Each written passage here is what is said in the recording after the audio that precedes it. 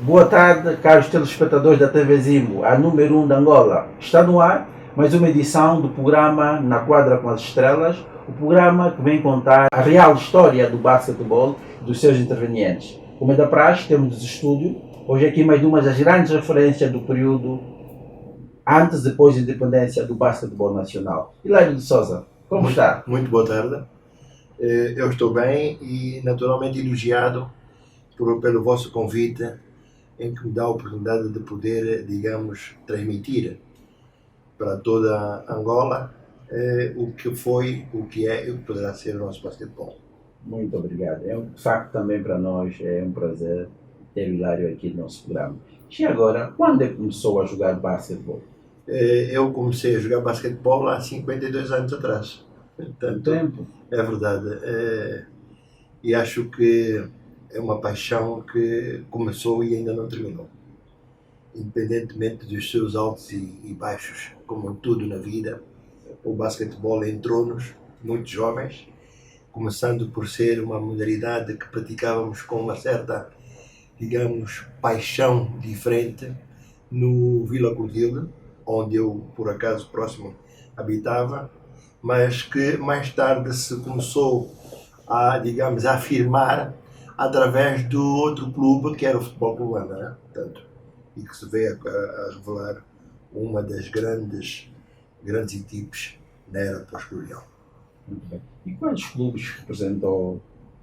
Eu representei, desde que comecei a praticar basquetebol, oficialmente representei primeiro o Futebol Clube Luanda, depois o Ferrovia de Angola e vim a terminar, portanto passei pela TAG e vim a terminar já em fase de, digamos, cumprimento de serviço militar, vim a terminar no 1º de agosto. 1º de agosto, foi o seu último clube? Foi o último clube onde eu fiz, digamos, não bem uma época, mas fiz alguns jogos, e alguns jogos quer nacionais, quer internacionais. E em que ano foi isso, lembra-se? Mais ou menos quando? Isso em 87, por aí, que foi praticamente a finais, portanto eu fui convidado pelo professor Vitorino Cunha para reforçar a equipe de basquetebol do 1º de agosto num torneio que se realizou no Gabão, tanto que era portanto, equipes, né? Campeonato Africano de Equipes, em que eu vou a substituir, se não me engano, se a memória não falha, um atleta de vosso conhecimento, que era o Gustavo da Conceição, e como faltava essa peça preponderante, portanto fui convidado, e como não tinha naturalmente vínculo com mais nenhum clube, para poder reforçar o 1º de agosto. Sim, então se for mais ou menos acho na altura em que o Gustavo lesionou-se, depois do fim do campeonato de Ferrolha, 86, 7. Exatamente. Mas e agora, falando, Hilário, foi um grande jogador, um exímio lançador e também apaixonado pelo esporte. Exatamente. E lembra, naquela altura, é uma pena não haver lançamentos de 3 pontos, mas já fazia lançamentos de meia distância, até do meio campo. Por que não chegou a jogar num clube internacional? Por que não chegou a jogar num clube aqui da nossa África Central, África do Magreb ou ainda na Europa? Olha que é uma das histórias que não só me abrange a mim, como também abrange a todos os ex-praticantes de basquetebol. Por mais dificuldades que nós tivéssemos a passar numa fase de transição política, 75 e até 80, 90, foram poucos os jogadores que, digamos, saíam do seu próprio país para jogar fora do país, sem autorização da federação. Portanto, quando em algumas modalidades apercebemos que os jogadores, digamos, saíam das seleções, fugiam das seleções, o basquetebol nunca aconteceu. Todos os jogadores que foram praticá-lo fora do país, particularmente em Portugal, foram autorizados. Zé Carlos Guimarães, o Jean-Jacques da Conceição, David Dias, Aníbal Moreira, e todos os outros que foram jogar para Portugal foram todos devidamente autorizados pela Federação. Não me calhou, naturalmente, porque havia outros interesses, né? Portanto, eu também, independentemente de ser basquetebolista, a uma determinada altura também era funcionário do banco. E, portanto, já tinha uma certa condição, sim. portanto, uma certa visão diferente das coisas. Né? Portanto, não fiz profissionalismo de basquetebol, mas estava suficientemente satisfeito com aquilo que era possível. Mas chegou a receber algum convite ao clube? Bom, muito sinceramente, nunca recebi convite. Portanto, o que acontecia é que, durante muito tempo, o nosso basquetebol era já bastante competitivo. Os jogadores que foram para reforçar, para talvez terem uma lacuna, no meu entender, portanto, para melhorarem a sua performance. Portanto, no caso de Jean-Jacques, no caso de David, no caso de Carlos Guimarães, porque havia duas grandes alternativas do basquetebol europeu, particularmente Portugal, que eram ou os americanos ou os americanos. E o que aconteceu é que os nossos jogadores, que já vinham com uma boa rotina, uma boa, digamos, quando no meu tempo jogava-se, aliás, treinava-se segundas, quartas e sextas, a partir de uma determinada altura e por uma filosofia implementada pelo professor Vitorino Cunha, nós começamos a fazer treinamentos, digamos, não excessivos, mas para poder ter resultados a nível do basquetebol da África. Quando representa a seleção Luana pela primeira vez? Olha, eu representei a seleção eu e os meus colegas, a primeira vez foi no Quênia, 1979. 79 no Quênia, em que nós ficamos... Tenho a impressão que o Dário também tivesse feito parte da primeira seleção em 76, disputou cá os jogos da luta, torneio da guerra de libertação armada contra a Nigéria, não chegou a fazer parte? Não. Então isso foi no Quênia quando foi no Quênia que nós começamos praticamente a despontar, né? Em que ficamos com a medalha de bronze, num jogo bem disputado com grandes referências africanas, Senegal, Costa do Marfim, portanto, e nós aparecemos com uma equipe, a primeira bastante modesta, mas com o basquetebol muito bem referenciado. E a partir daí começamos, quer dizer, foi evoluindo, de tal forma, pelas nossas características morfológicas, nós conseguimos suplantar-nos, não pela altura, não pela condição morfológica, mas sim por alguns aspectos táticos bastante bem definidos e pela rapidez, quer na transição defesa-ataque e numa defesa bastante agressiva. Portanto, essas foram as grandes performances que se deixou de fazê-lo até hoje. Né? Hoje os jogadores, ainda acho, e é uma das palavras que utilizam os nossos expertos, ainda que somos bastante cambutas, mas desvirtualizamos um bocadinho o conceito do nosso basquetebol que vincamos ao longo de 2 décadas. Exatamente, que era mais contra-ataque rápido. Que era defesa agressiva e transição de bola. Homem, e transição de bola muito rápida. Portanto, isto era realmente... Combinação de lançamentos de meia distância. Combinação de lançamentos de meia distância era uma coisa, digamos, bastante sincronizada e apareceram grandes lançadores. Além da referência que você faz, que na altura havia 2 pontos, que era eu, Barbosinha, e depois da minha fase apareceu o Necas, apareceu o Hernando Coimbra. Portanto, todos esses jogadores foram todos, digamos, aproveitados com uma filosofia totalmente diferente. Hoje, hoje. O próprio Necas também, que era o próprio Necas, exatamente, com uma atitude, digamos, pitoresca, né? Contorcia todo no ar para chutar. Mas foram fases, né? Portanto, tínhamos bons praticantes de basquetebol, entre eles Mário Otávio, Vítor Almeida,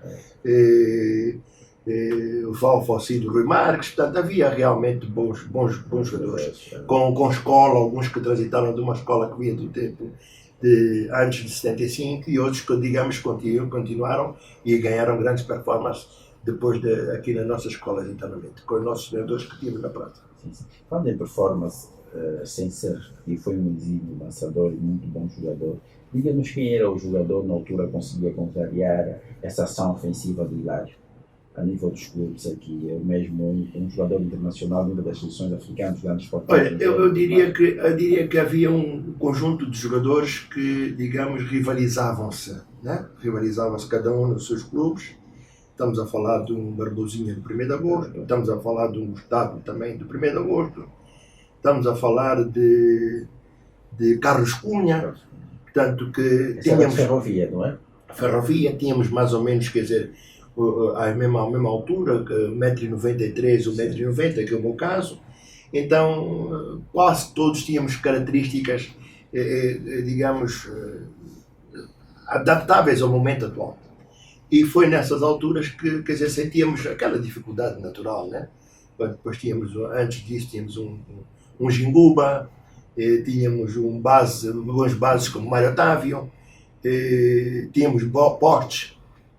Os postes eram o António Guimarães, era o Sidraca, bom, havia realmente um leque. Paulo Múrias foi um exímio atirador à cesta. Médico, não é? Médico, exatamente, do Paulo Múrias.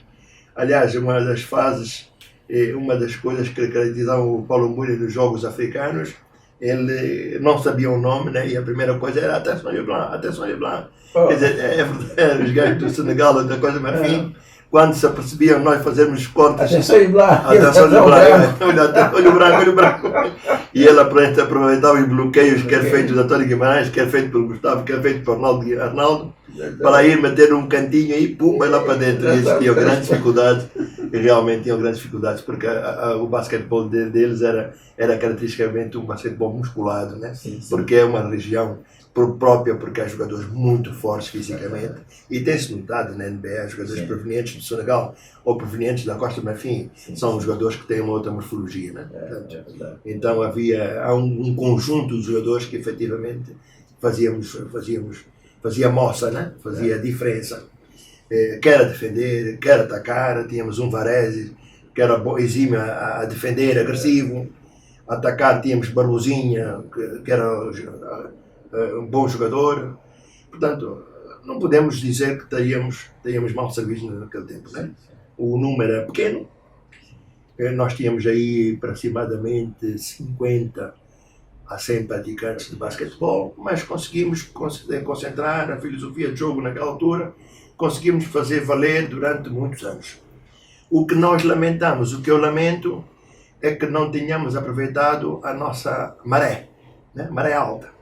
Portanto, 20 anos com os louros todos e não conseguimos, digamos, multiplicar os números de jogadores ou triplicar ou dizer aumentar o número quantas vezes fossem necessárias pelo número de campeonatos ganhos a nível africano, no que diz respeito às seleções. Isso é que é realmente lamentável. Também manter a qualidade. E manter a qualidade. É verdade. Pois é, Hilário, nós vamos continuar esta linda conversa no próximo período. Ok? Pois é, esta conversa boa com Hilário de Souza, uma das grandes referências do basquetebol nacional no período antes da independência e pós-independência. Vamos agora para um pequeno intervalo e já voltamos dentro de alguns instantes. Fique aí, que ainda aqui muita história hilariante para ouvir aqui desse grande homem do basquetebol.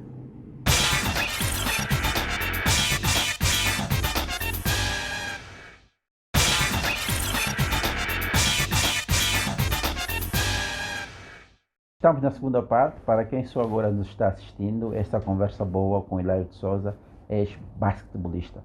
Pois é, Hilário, falava há pouco sobre bons momentos do jogo. Diga-nos qual foi o pior momento em toda a sua carreira. Bom, piores momentos.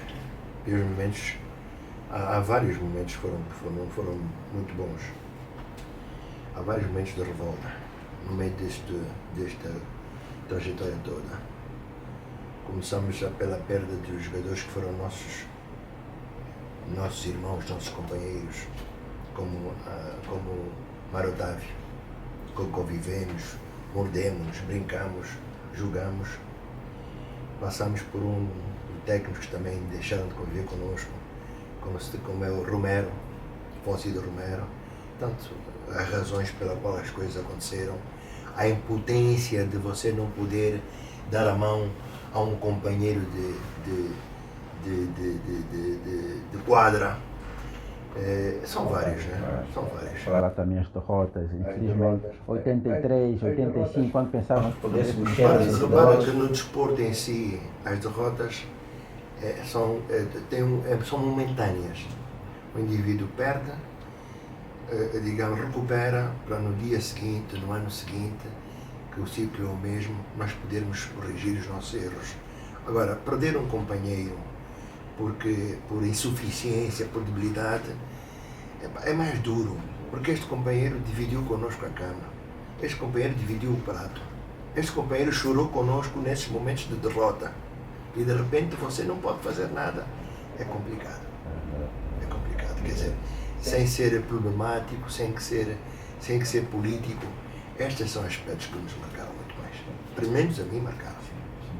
Por exemplo, injustiças que houve do indivíduo, digamos, que deu a alma, deu o físico, deu tudo pelo basquetebol, de repente, digamos, não ser levado a uma seleção nacional porque é considerado um indivíduo que está a ter um jogo invisível, como foi o meu caso, em que eu, fruto de uma certa raiva, fruto de uma certa indignação, porque na altura até estava a contrair matrimónio, fui convidado para ir para a seleção B e marquei 35 pontos. Isso em 87, mas recorda-me que acabou não indo ao campeonato africano da Não, de lá do ano é por causa disso. Exatamente, eu peguei na bola, da qual me ajudou a marcar os 35 pontos, né, que eu marquei dentro da cesta, e levei e dei como recordação ao meu filho. Portanto, são esses aspectos que... Foi um dos melhores momentos, foi um dos momentos marcantes na sua carreira. A gente entende no fundo isso tudo, né? E isso não pode ser grande referência. Sim. Eu acho que a maior referência é a camaradagem que se vai perdendo, né? Exatamente. Por coisas que são insignificantes. Sim. Por coisas que são insignificantes. Sim. Porque o convívio em si no desporto, a vivência no desporto, dá-nos uma lição muito maior que tudo o resto. Exatamente, diferente. Nós, quer no campo, quer fora do campo, nós éramos muito solidários. Exatamente. E falando um bocadinho disto, dos afrobaskets, eu sei que jogou primeiramente em 79 no Quênia, jogos universitários, mas fez parte das célebres seleções de 81, 83, até 86. Mogadishu. Exatamente, até Mogadishu. Da Somália. Na Somália, que depois... Falando um bocadinho disto, depois este episódio. Essa Somália é característica porque tínhamos efetivamente grandes hipóteses de chegar a ter uma melhor classificação, mas por quando saíram em nono lugar, não é? Exatamente, sétima e que por várias circunstâncias na altura, portanto, eu não posso de maneira nenhuma aproveitar-me do fator de estar dentro de um estúdio e tentar criticar por uma questão de vantagem. Mas diga-nos, mas a Somália eram coisas bizarras nesse campeonato. A Somália foi uma decepção em campo. Foi uma decepção em campo para todos, né? Quando tínhamos possibilidade de vencer, possibilidade de ganhar, e não aconteceu. Portanto, eu acho que com essa Mogadishu nesta altura, nós podemos melhorar a nossa performance no futuro, né? Portanto, foi precisamente a minha última seleção. Sim, mas na bancada, outro episódio que poucas pessoas conhecem. Sabe, sim. Que é vivido por eu e o Diogo e o Gustavo. Que precisamente num jogo entre a Argélia, aliás, o Egito e, se não me engano, Moçambique, sim. E nós tínhamos a seleção do Zimbábue ao nosso lado, o Didi aproxima-se junto da plateia, portanto a claque do Egito, e começa a gozar, a ser o chamado bullying da hora. Sim. E eles todos levantam-se com um sentimento de querer invadir a nossa área. E nós fomos, digamos, reforçados ou protegidos pela seleção do Zimbábue, que estava a aparecer naquela altura, né? Grandes. Vocês eram apenas 3 angolanos? Nós éramos 3 e eles apareceram aí para mais de 10 ou 15. Então, quando os indivíduos do Zimbábue apareceram, forçaram, subiram também o pelo, os gajos que acalmaram, não houve nada. Portanto, há coisas muito bonitas que foram passando ao longo desse próprio do desporto, né? E que não se pode esquecer, não se pode apagar, porque dá com aquela palha. E agora, qual era o movimento característico do Hilário, que na altura resultava sempre em ponto para o Ferrovia ou o clube que representava e também a seleção? Eu sabemos que era um exímio lançador, mas digam-nos, qual era o movimento que o Hilário, com a bola na quadra, quando fizesse aquele movimento, ninguém conseguia parar, era sempre ponto? Eu tinha boa impulsão, portanto saía bem do chão, era extremamente rápido. A nível do basquetebol, havia referências, e as referências eram Hilário, Barbosinha e Varese. Eu digo que a minha marca no basquetebol, com botas de basquetebol, fazia 11 segundos em 100 metros. Portanto, era extremamente rápido. Tinha boa impulsão, era agressivo a defender. Portanto, não era um jogador totalmente completo. Vamos ser um bocado modestos, penso eu que posso ser, mas eram características minhas, né? Portanto, o que é que eu fazia de especial? Talvez eu posso dizer que era na base da rapidez, da explosão. Claro, sim. Era E aqueles lançamentos também tinham a distância. muito rápido, era muito rápido a executar. Portanto, esta era a minha característica. E nós tínhamos ali um leque de jogadores que efetivamente, portanto, conseguíamos, quer na seleção, quer nos jogos de clubes, conseguíamos nos rivalizar, né? Portanto, criar aquela sinergia própria para o jogo, aquele clima bom para o jogo. E lembra-se quantos Afrobaskets participou como jogador? Mas teve 83 e 85, certo? Ainda foi? Ainda fui esses últimos, até Mogadishu. Até Mogadishu. Depois daí, de sair da... Só para recordar, aquele campeonato que perdemos no Egito, que saímos em segundo lugar em 83 e em segundo lugar novamente na... Já não fazia parte. Já não faz parte. Já não fazia parte. Isso é a geração que está o Gustavo Sim. já como os últimos que deixa a seleção, o Gustavo, e que por sua vez aparece com a seleção reforçada por jogadores que já tinham sido campeões de júniores, nomeadamente Zé Carlos Guimarães, Zé Assis, Vítor Almeida. Portanto, depois vem o Necas, vem o David, portanto, e o Gustavo, como mais velho naquela altura, está também a caminhar a ponta, a fazer as outras, porque nós saímos mais cedo. Eu, na altura, recordo-me que fiquei, apareço neste campeonato, mas não como jogador, mas sim como, digamos, convidado e futuro secretário-geral da Federação que fui. Está bem. Vamos um bocadinho sobre esta tua passagem do dirigismo desportivo. Você chegou a ter vice-presidente? Eu cheguei a ter primeiro vice-presidente da Federação de Basquetebol, portanto, convidado pelo Carlos Teixeira, vulgo Cagi. Portanto, era eu o primeiro vice-presidente para a administrativa e financeira, Gustavo da Conceição para a área desportiva, Pires Ferreira para a área de arbitragem e o secretário-geral era Bispo Figueiredo. Portanto, esta era a composição da Federação. Mas antes eu já faria parte da Federação com o senhor Periquito, portanto, o vulgo Periquito. Era secretário-geral nessa altura. Eu era secretário, fui convidado para ser secretário-geral. Portanto, tinha depois o Falcido Leitão, que era de arbitragem, um Forte, e outros mais, portanto, que foram aparecendo, né? Portanto, esta é a minha passagem para o desporto.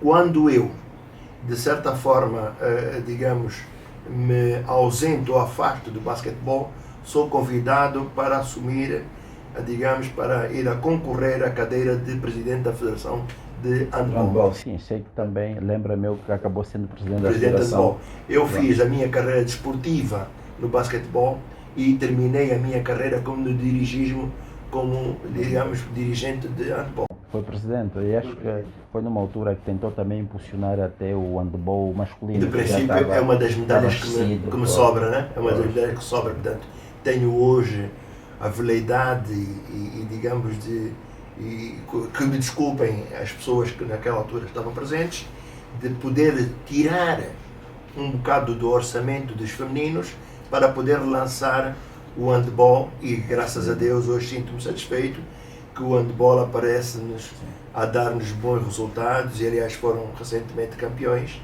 e isto tem uma participação minha e do elenco que eu dirigia na altura. Muito bem. Mas no handball, refira-me que acabou tanto só no mandato, não é? No handball. Exatamente, portanto, e são histórias mais tristes também, né? Mas não vamos relevar agora, estamos a falar de basquetebol. É verdade. Infelizmente a vida tem essas coisas, e eu acho que só mesmo a consciência de cada um de nós é que poderá determinar o nosso estar nessa sociedade. Sim. E como jogador, recordas-te o momento mais alto em toda a sua carreira?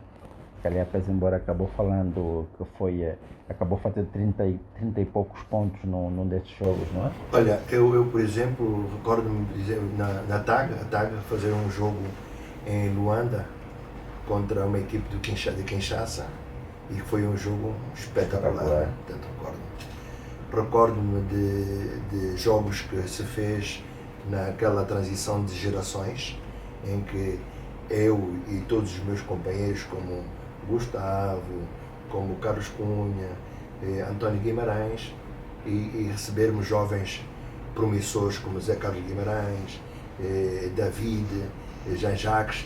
Quer dizer, está a ver o choque de gerações e nós a disputarmos com mais jovens, mais frescos. Portanto, são momentos muito bons que são recordados, em que havia vitórias e derrotas próprias das emoções da altura, né? Portanto, recordo-me do jogo em que aparece o Zé Carlos Guimarães no Ambo, nós futebol de Luanda, aliás, no futebol de Luanda não, na altura era TAG, e que, digamos, o jogo foi muito bem disputado, com aquele vigor necessário. Portanto, são fases bonitas que foram passadas, né? Muito bem, que bom. Bons momentos. É verdade. Resta saudade. É verdade, muita. Temos sempre histórias quando estamos juntos, aquela malta do tempo, quando estamos juntos, temos todos os dias histórias, falamos com grande emoção daquilo que nós vivemos, daquilo que nós acompanhamos. Por exemplo, há uma situação na Bulgária de um jogador de 2,10 metros, um jovem, um miúdo, seus que 19, 18 anos, quem o vai defender? António Guimarães, com 1,94 m. E mais velho, hein? Mais velho, quase com a idade de ser pai dele. E falando da Bulgária, ainda há histórias muito engraçadas. Muito, é verdade, é verdade. Entre o Hilário não faça recordar isso. E o próprio Gustavo, ainda lembra. Recordo-me que esse episódio não foi, desculpa, neste não foi na Bulgária, esse foi na Jugoslávia, com o Mário Palma.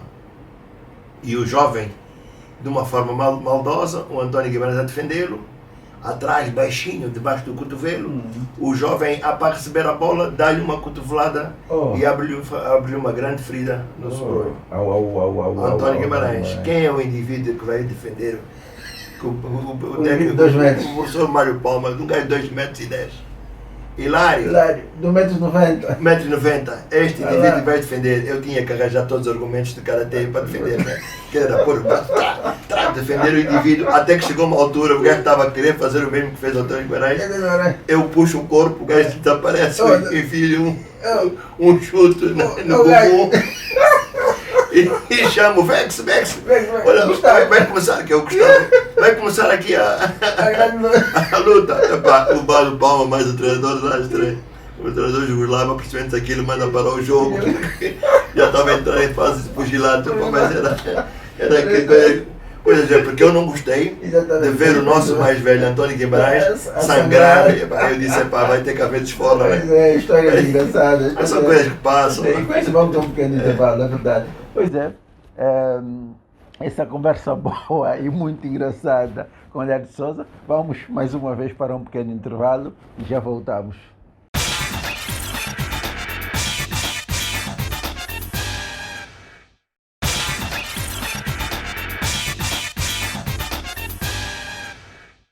Estamos de volta, é a terceira e última parte do nosso programa, esta conversa boa com o Hilário de Souza.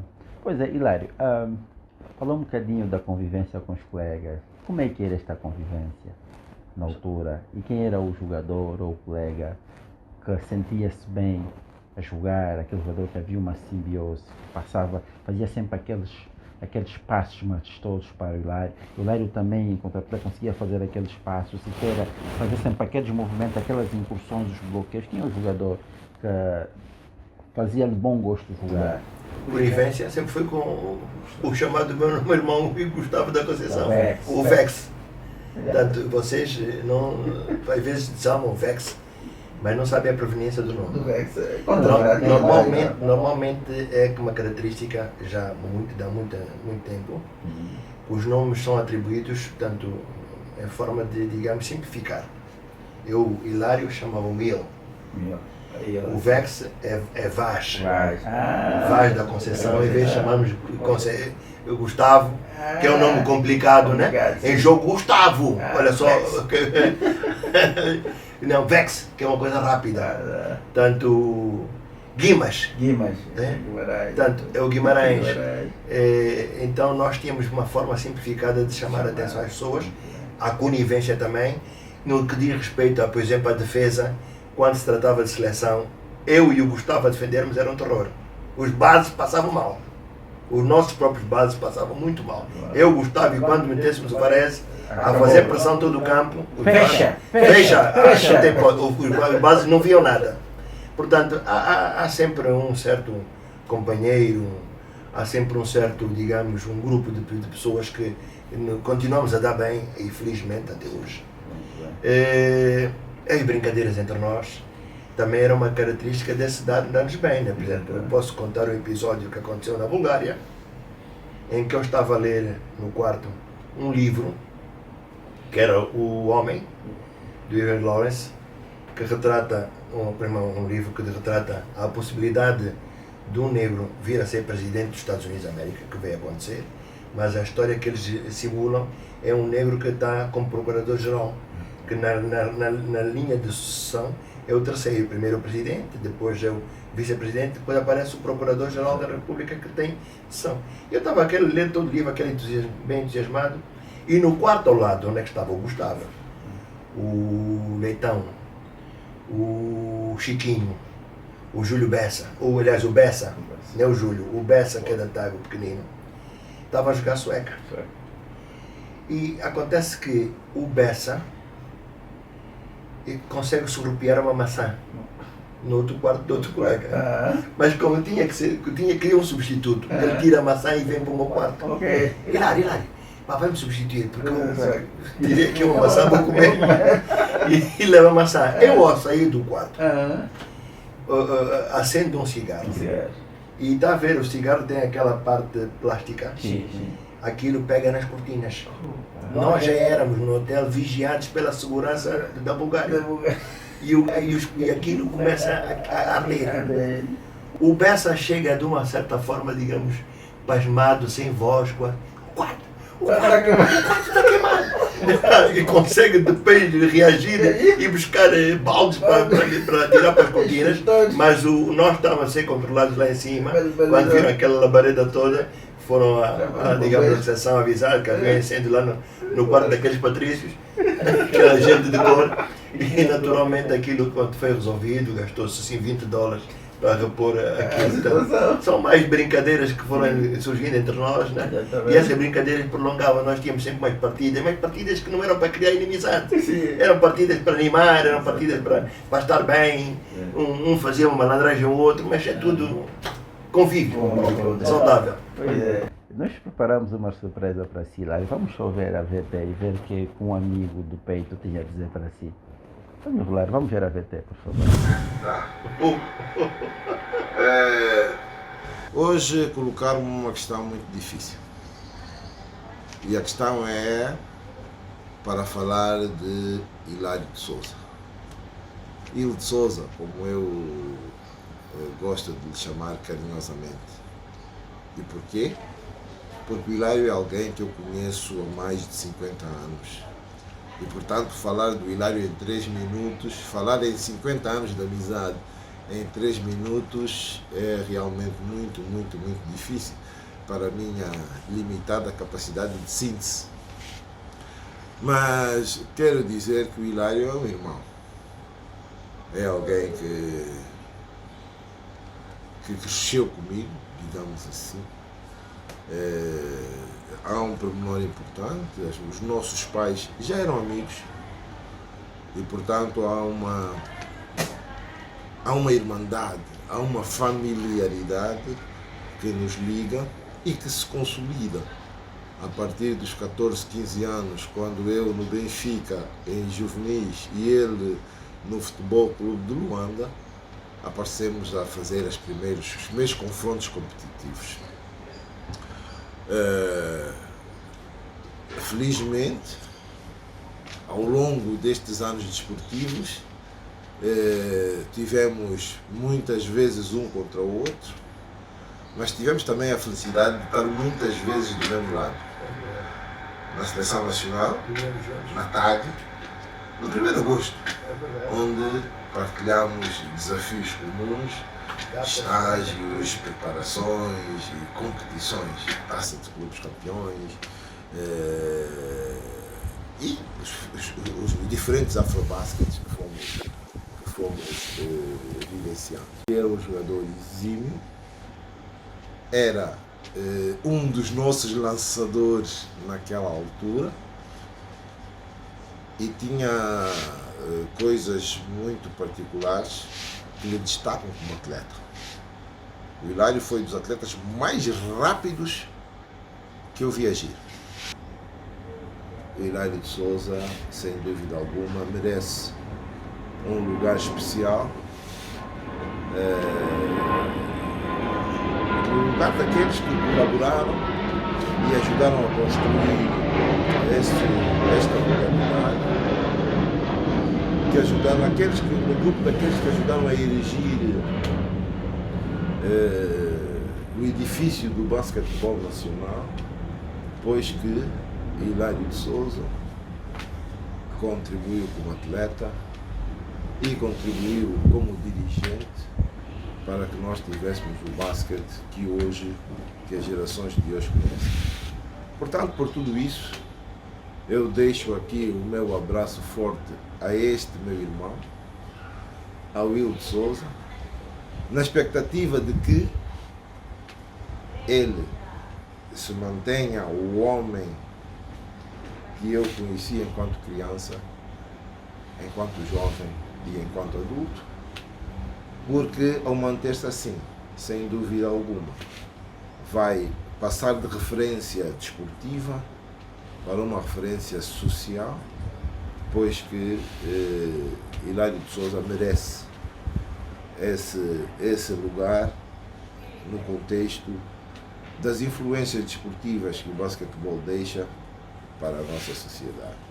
Portanto, meu irmão, daqui vai um abraço forte para ti, esperando que continues a ser o dedicado, o humilde, o focado que sempre foste ao longo da tua vida e da tua carreira desportiva. Bem-aja, meu irmão. Tiro do chapéu.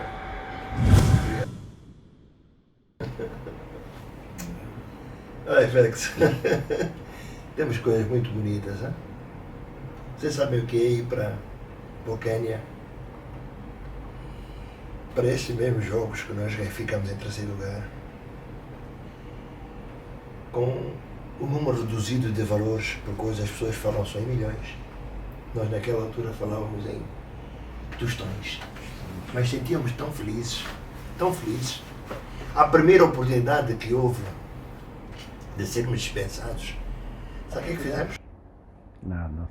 Fomos a correr para a cidade a pé, procurar os nossos objetos que nós queríamos comprar no dia da grande folga.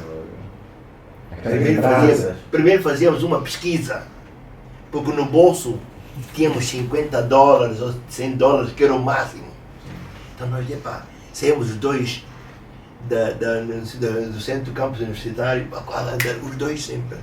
Íamos na cidade, víamos, essa camisa, essa calça, ok, regressa.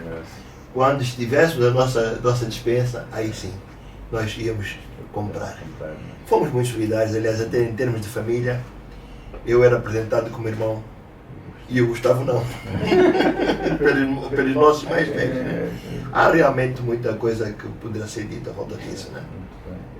É o grande companheiro, é o irmão de todos os irmãos também. Um camarada. É verdade, um camarada. Pois é. Sempre solidário. Mas Hilário de Souza, o grande defensor e não só também artilheiro da Seleção Nacional, por tudo que fez pelo desporto no ativo, como jogador, como dirigente. Nós, o programa Na Quadra com as Estrelas, temos a honra, sabemos que não é na dimensão a que devíamos fazê-lo, mas temos aqui este galardão de mérito para agradecer ao Hilário por tudo o que fez e vem fazendo pela modalidade. Também temos aqui uma t-shirt, como já entregamos, também como símbolo e lembrança do nosso programa.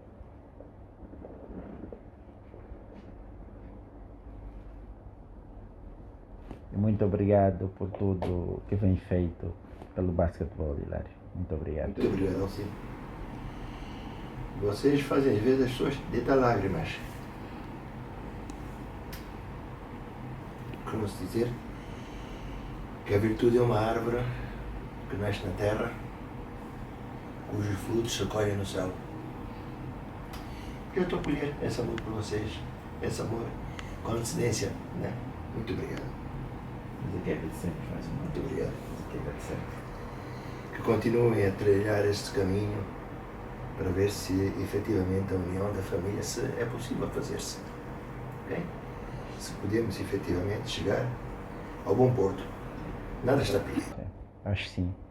E nós somos amantes do basquetebol, assim como Hilário, e vamos todos juntos lutar para que essa modalidade seja de fato. Eu diria mais, Alcino. Eu já não é amante do basquetebol. Eu sou um amante do país. Eu amo o meu país. E como amante deste país que me tenho como ver nascer, o que eu devo transmitir é que nós somos capazes de tornar esse país todos os dias melhor. Repito, não vou apontar o dedo a ninguém, porque não tenho esse direito. Mas nós somos capazes de melhorar esse país. Obrigado. Muito Obrigado a obrigado. vocês todos. Nada que agradecemos. Pois é, foi essa conversa boa com Hilário de Souza, uma das grandes referências do basquetebol nacional. Estamos juntos e até a próxima. Contamos consigo para o próximo programa.